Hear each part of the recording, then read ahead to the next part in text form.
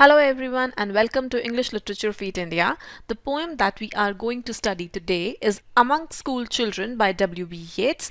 So let's directly start with the introduction to the poem now.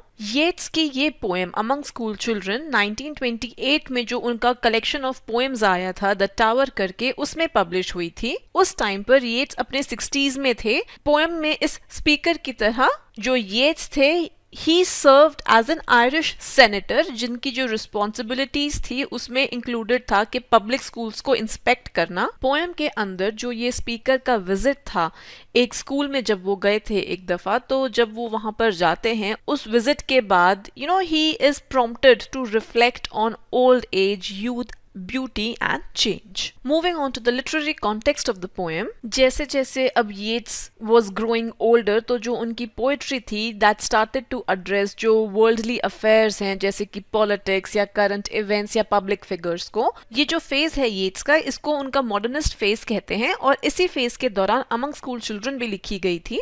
Modernism एक काफ़ी बड़ी aesthetic movement थी which lasted from the end of the 19th century and about till the first half of the 20th century. जो modernist writers थे वो traditional forms of art को री invent करते थे एंड अपनी खुद की आर्ट फॉर्म्स को इन्वेंट करते थे. तो येट्स भी अपनी पोइट्री के अंदर काफ़ी सारे जो कंसर्न्स थे मॉडर्निज्म के उनको कैप्चर करते हैं. तो इस पोएम के अंदर फॉर इंस्टेंस वो दिखाते हैं जो कॉन्फ्लिक्ट है between the modern life and the spiritual desires of the older generation. Between the modern life कौन डिपिक्ट करते हैं पोएम के अंदर? जो ये स्कूल चिल्ड्रन है, जो ये मॉडर्न स्कूल चिल्ड्रन है ये, and the conflict between the modern life and the spiritual desires जो कि उनकी ओल्डर जनरेशन के हैं.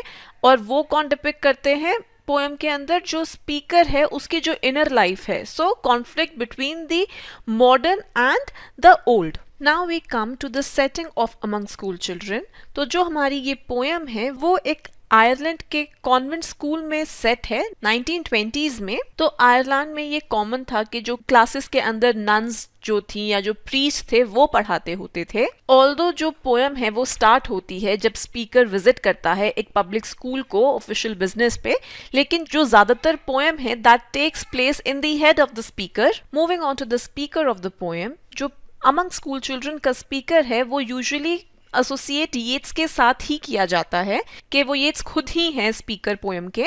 तो जैसा कि मैंने बताया भी था शुरू में, पोएम के अंदर मेंशन होता है that a 60-year-old smiling public man visit करता है, एक पॉलिटिशियन विजिट करता है कॉन्वेंट स्कूल को. और जो येट्स थे वो खुद भी एक आयरिश सेनेटर थे इन हिज 60s और उनका काम था कि स्कूलों को इंस्पेक्ट करना as a part of his job. And जो पोएम के अंदर एक फ्रेज आता है अ लेडियन बॉडी, तो वो लेडियन बॉडी है उसको कॉमनली एसोसिएट किया जाता है मॉडगॉन के साथ. मॉडगॉन कौन थी? मॉडगॉन, अगर आप येट्स के बारे में थोड़ा बहुत भी कुछ जानते हैं, उनकी पोइट्री के बारे में जानते हैं, तो you should definitely know this name Maud Gonne. Maud Gonne वो थी जिससे येट्स होपलेसली उन्होंने उनसे पूरी जिंदगी उनसे प्यार किया था मॉडगॉन से. और मॉडगॉन उनकी काफी पोइट्री का सब्जेक्ट हुआ करती थी. He was hopelessly in love with this woman through out his life.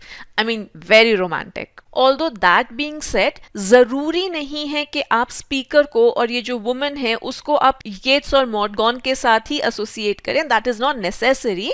Poem को जानबूझकर वेग छोड़ा गया है ताकि वो अपने खुद के एक्सपीरियंसेस और अजम्पशंस को वहां ला सकें. जैसे जैसे पोएम प्रोग्रेस करती है वैसे वैसे रीडर को स्पीकर के काफी और फैसेट्स देखने को मिलते हैं, जैसे कि he is an ageing politician और एक एक्सट्रीमली सक्सेसफुल राइटर भी है. So he gets to witness all these different facets of that speaker. So coming to the poem now, first stanza. तो इस स्टैंजा में जो स्पीकर है वो डिस्क्राइब करता है कि जैसे मैं क्लासरूम के अंदर वॉक कर रहा था तो मैं टीचर से कुछ क्वेश्चंस पूछता हूँ. टीचर को बताता है कि जो टीचर है वो एक ओल्ड और नाइस नन है जिसने एक वाइट हुड पहना हुआ है जो उसकी यूनिफॉर्म का पार्ट है, और वो नन, वो जो टीचर है वो उसके क्वेश्चंस का आंसर करती है. जो यंग स्टूडेंट्स हैं वो मैथ्स करना सीख रहे हैं, गाना सीख रहे हैं, लिखना सीख रहे हैं, हिस्ट्री की बुक्स पढ़ना सीख रहे हैं, and they are learning to cut and to sew clothing and how to be tidy. तो कहता है कि जैसे मैं वॉक कर रहा होता हूँ तो जो बच्चे हैं वो मुझे देखते हैं अस्टॉनिशमेंट के साथ, दे आर सरप्राइज्ड ओके। अस्टोनिशमेंट वो सरप्राइज क्यों है? क्योंकि मैं एक 60 साल का पॉलिटिशियन हूँ। I am a smiling 60-year-old public man, politician. Second stanza तो कहता है कि मीनवाइल मैं एक वुमन के बारे में डे ड्रीम करता हूँ जिसकी body is as beautiful as the mythological Leda. So like we talked earlier, this Leda could be Maud Gonne। जो पोएट हैं यहाँ पर उनके जो थॉट्स हैं वो they go back to Maud Gonne के जो एक टाइम पर ग्रेसफुल थी और ब्यूटिफुल थी लेडा की तरह। लेडा बाद में जो हेलेन थी, रिमेम्बर जो ट्रोजन वॉर हुआ था तो उसमें जो हेलेन थी, so this Leda became the mother of Helen जिसके लिए वो 10 साल की ट्रोजन वॉर लड़ी गई थी। पर जो मॉड गॉन है जिससे येट्स प्यार करते थे और शादी करना चाहते थे, वो पोएट की तरह she has also grown old because जो पोएट है he is a 60-year-old man now, remember. तो जो पोएट है उन दिनों के बारे में याद करता है कि जब वो और मॉड गॉन दोनों बातें किया करते थे, तो उसको एक इंसिडेंट याद आता है उसके स्टूडेंट डेज का, जो मॉड गॉन थी उसके स्टूडेंट डेज का, जो कि उसने एक बार येट्स को कभी बताया होगा कि कभी उसको जो कोई डांट पड़ी होगी बहुत, या फिर और कोई सा सिमिलर इवेंट जो कि एज एन अडल्ट एक बड़े को वो बहुत नेग्लिजिबल सा लगेगा, लेकिन एक बच्चे के लिए अगर जब आप छोटे हो तो वो आपका पूरा दिन एक खराब कर देता है। It fills your day with sorrow. तो जब पोएट को इस इंसिडेंट के बारे में पता चला था तो he had sympathized with her, and because ये जो दोनों की एक दूसरे के लिए म्यूचुअल सिंपथी थी उसकी वजह से जो इन दोनों की पर्सनालिटीज थी दे मर्ज्ड टुगेदर। तो ऐसा लगा कि जैसे येट्स और मॉड गॉन के वो दोनों दे हैड बिकम यूनाइटेड एक सिंगल बॉडी में, but still retaining there separate identities, जो उनकी खुद की अलग अलग अपनी पहचान थी, स्टिल रिटेनिंग दैट। जैसे कि जो एग होता है उसके अंदर योक और वाइट होता है, so they are there in the egg, right, they are there in the egg together yet they are separate. Egg yolk अलग होता है और एग वाइट अलग रहता है, even though they are together in that one shell. So like that. In this third stanza तो यहाँ पर जो पोएट है वो अपनी इस इमेजिनेशन वाले वर्ल्ड में से जो ये पास्ट मेमोरीज को याद कर रहा था, he comes back to the present, जो ये क्लासरूम के अंदर है, स्कूल के अंदर जहाँ पर वो विजिट कर रहा है। तो उसके दिमाग में वो अभी भी रहता है कि जो मॉड गॉन को जो जो उसको बुरा लगा था जब उसको वो डांट पड़ी थी, तो वो चीज उसके दिमाग में अभी भी है। और जो अब पोएट है वो जो क्लास के अंदर बच्चे हैं उनके फेसेस को देखता है एक एक करके। ऐसा वो क्यों करता है? ये देखने के लिए कि शायद क्या पता मॉड गॉन जो थी वो इन्हीं में से किसी एक बच्ची की तरह लगती होगी जब वो इस एज की होगी, क्योंकि आफ्टर ऑल के जो हेलेन थी, लेडा और ज़ीउस की जो बेटी हेलेन थी, वो या फिर लेडा कैन बी मॉड गॉन, तो इवन दे, लेडा या फिर mod gone, even they can share traits in आम लोगों के साथ, वैसे ही जैसे कि जो स्वॉन्स होती हैं सारी वो भी कुछ सिमिलैरिटीज शेयर करती हैं। अब जो पोएट है he is filled with excitement. क्यों? क्योंकि जो उसके सामने एक बच्ची है, शी इज, ही सेज, जो पोएट है वो कहता है कि वो बिल्कुल मॉड गॉन की तरह दिखती है जैसा वो दिखती थी जब वो स्कूल में थी। तो अब इस फोर्थ स्टैंजा में पोएट जो है वो मॉड गॉन को पोर्ट्रे करता है कि जैसी वो अब दिखती है इन हर ओल्ड एज। जो पोएट है वो उसके जो हॉलो चीक्स हैं उनको विजुअलाइज करता है, कहता है कि वो अब इतनी थिन अपीयर करती है कि उसको लगता है कि that she probably lives on wind and shadows, के जो उसका खाना है वो विंड और वो शैडोज जो है वो उसका खाना है। ओल्ड एज में जो उसकी अपीयरेंस है, जैसी वो दिखती है, वो पोएट को याद दिलाती है एक ओल्ड वुमन की पोर्ट्रे की, जैसे कि किसी ओल्ड वुमन को एक 15th सेंचुरी के इटालियन पेंटर ने पेंट किया हो विद हॉलो चीक्स। तो फिर जो पोएट है वो खुद को रेफर करता है और कहता है कि वो कभी भी लेडा जितना सुंदर नहीं था, he never possessed that beauty, पर हाँ एक ऐसा टाइम जरूर था जब वो यंग हुआ करता था और उसको हैंडसम माना जाता था, लेकिन अब उसकी वो गुड लुक्स और उसका वो यूथ, उसकी वो जवानी अब वो कुछ भी नहीं है, दे आर देयर नो मोर। लेकिन even though he has lost all that, वो कहता है कि मेरे पास ऐसा कोई रीजन नहीं कि मैं अब स्माइल ना करूं उन लोगों को देखकर जो मुझे देखकर स्माइल करते हैं। Why should I not smile at them who smile at me, you know, in a good sense that मैं उन लोगों से खुशी खुशी क्यों ना मिलूं। कहता है कि ठीक है, चाहे बेशक से जो मेरी लुक्स हैं दे हैव फेडेड, शायद मैं एक स्केयरक्रो की तरह दिखता हूं अब, लेकिन आई स्टिल मस्ट प्रिटेंड कि मैं कंफर्टेबल हूं, मैं चीयरफुल हूं। अब इस फिफ्थ स्टैंजा के अंदर जो पोएट है वो फिर से इस ओल्ड लेडी से चाइल्ड पर जाता है। तो शुरू में वो शुरू में एक पिक्चर प्रेजेंट करता है एक छोटे बच्चे की जो कि नेचुरली बिहेव करता है एक चाइल्डिश से मैनर में, सोते हुए, चिल्लाते हुए, स्ट्रगलिंग टू एस्केप। उसके बाद पोएट उसी छोटे बच्चे की एक पिक्चर पेंट करता है कि वो कैसा दिखेगा जब वो अपनी ओल्ड एज में आएगा। कहता है कि इन दोनों इमेजेस के बीच में बहुत कॉन्ट्रास्ट है, एक तरफ ये स्वीट सा एंजेलिक सा बच्चा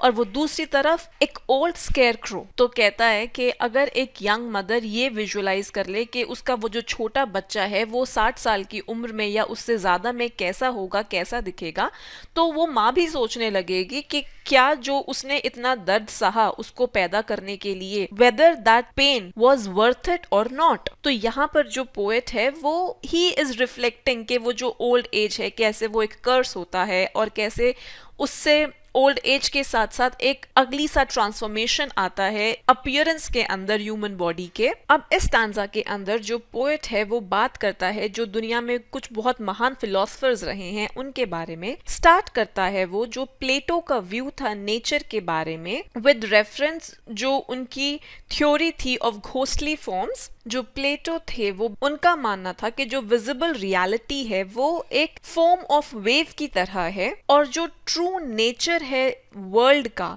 वो उस वेव के नीचे लाई करता है, which is an unchanging realm of abstract truths. On the other hand जो एरिस्टोटल थे वो ये मानते थे कि जो फिजिकल ऑब्जेक्ट्स हैं वही सबसे ज्यादा रियल होते हैं। जो एरिस्टोटल थे वो अलेक्जेंडर द ग्रेट के टीचर थे। तो जो एरिस्टोटल थे वो जब अलेक्जेंडर यंग हुआ करते थे वो उनको पनिश कैसे करते थे, बाय स्पैंकिंग हिम एक लेदर स्ट्रैप के साथ। उसके बाद वो बात करते हैं पाइथागोरस की जिन्होंने ये क्लेम किया था कि जो स्टार्स की मूवमेंट होती है स्काई में उनकी वजह से म्यूजिक बनता है, विच द पोएम सेज के जो म्यूजेस थी, जो गॉडेसेस थी पोएटिक इंस्पिरेशन की, दे ओवरहर्ड दिस। तो जो पाइथागोरस थे he then played this music on musical instruments.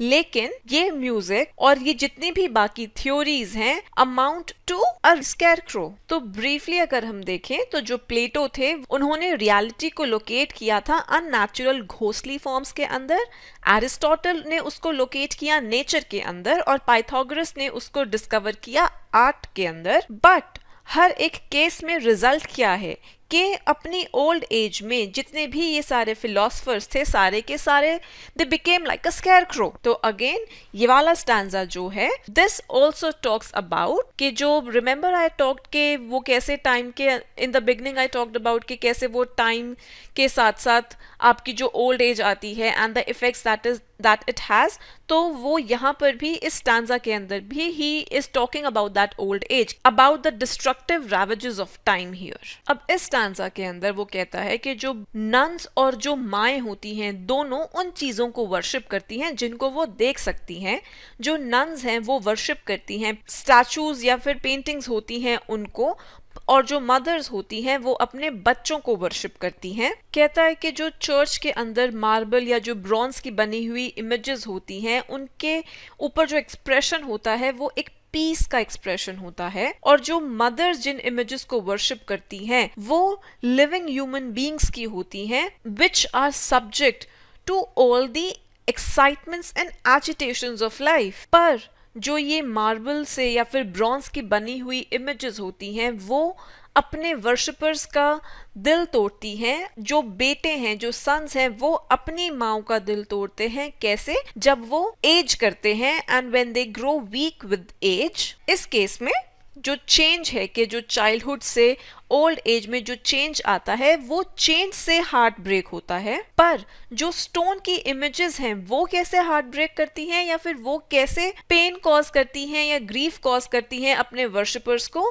क्योंकि वहां पर कोई चेंज नहीं होता, there is a lack of change there, क्योंकि जो स्टोन इमेजेस हैं उनके अंदर कोई लाइफ नहीं होती और उनके जो एक्सप्रेशंस हैं वो फिक्स रहते हैं, वो चेंज नहीं होते। तो यहाँ पर जो पोएट है वो एड्रेस करता है the images of all kinds of lovers and nuns, और ये जो प्यार करने वाली माएँ होती हैं, ये कहने के लिए कि ये जो सारी इमेजेस हैं वो डिवाइन ग्लोरी को रिप्रेजेंट करती हैं। ये सारी जो प्रेजेंसेस हैं या जो इमेजेस हैं वो उनको पोएट रिगार्ड करता है as self created mockers of human sentiment. अब इस स्टैंजा के अंदर जो पोएट है वो कहता है कि गुड वर्क तब होता है, अच्छा काम तब होता है जब जो लोग हैं वो डांस करते हैं या फिर ब्लूम करते हैं, खिलते हैं बिना अपनी बॉडीज को हर्ट किए, ताकि वो अपने माइंड को प्लीज कर सके, या जब जो ब्यूटीफुल थिंग्स हैं, जो सुंदर चीजें हैं, उन्हें सफर करने की जरूरत नहीं होती in order to be created. And when gaining wisdom does not require कि आप बहुत दिन रात मेहनत करते रहो वो विजडम गेन करने के लिए। कहता है कि जो चेस्टनट ट्री है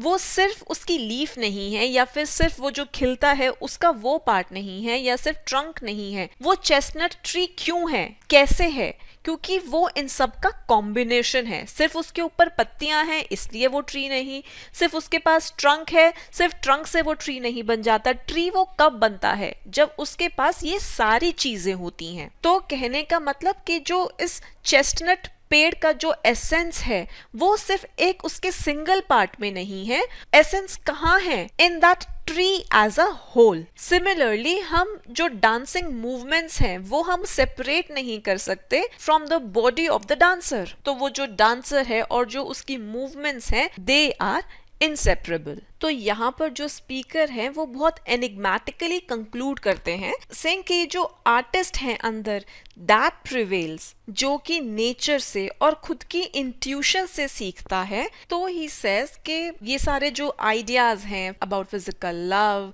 and lust and religious feeling and the quest for an idol, knowledge and theory, ठीक है, you know, all these ideas are well and good, लेकिन remember that image in the end of that dance।